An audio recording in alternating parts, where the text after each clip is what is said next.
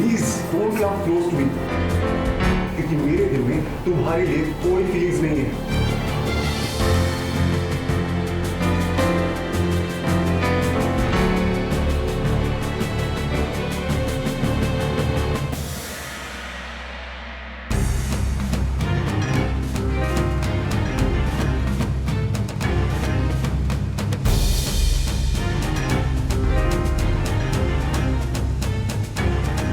सोनालिका ने शिवांश को पाने के लिए अब एक नया तरीका निकाला है और वो ये है कि उसने अपने हाथ की नस काट ली है।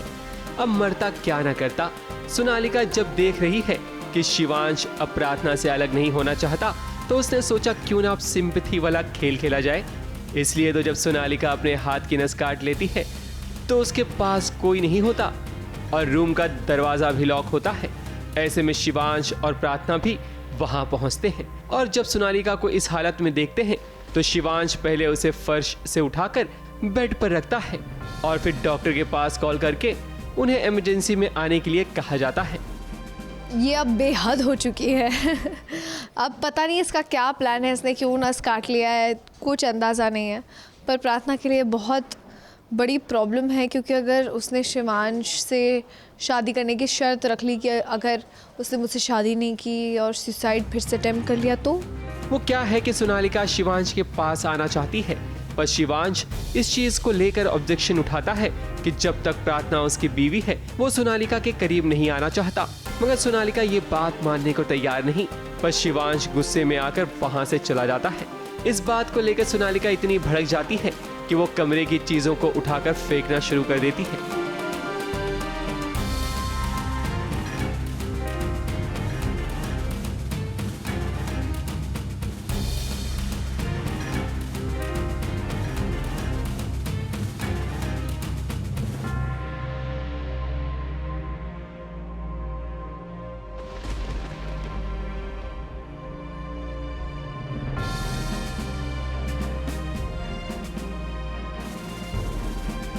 और नोज़ अब प्रार्थना क्या करेगी, क्योंकि खुद वो अभी कश्मकश में है। ये चीज़ बहुत अनप्लान्ड थी, मतलब हमें ऑलमोस्ट उनकी सारी चालों का पता था, इस चाल का हमें कोई अंदाज़ा नहीं था। वैसे अब शो अपने आखिरी पड़ाव पर पहुंच चुका है, मगर बीच बीच में जब एक्सटेंशन की खबर आने से कलाकारों को केवल खुशी मिल रही है। बस धीरे धीरे यूँ एक्सटेंशन ही होता रहे तो हमारे लिए अच्छा होगा। पर बाकी तो हमें कोई आइडिया ही नहीं है, हमें प्रोडक्शन से अभी तक कुछ पता ही नहीं चला है। सो मैं कुछ कह नहीं सकती इन बातों को लेकर, बट या गणपति बप्पा मोरया आई गेस। अब यही ड्रामा तो दर्शकों को पहले दिखाना था, यानी कि कहानी में जितना स्पीड होगी दर्शकों को वो कहानी उतनी ही अच्छी लगती है।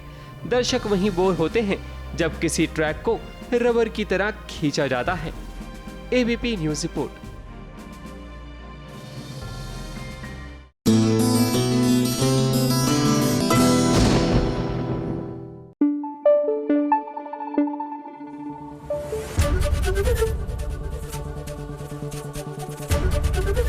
एबीपी न्यूज आपको रखे आगे।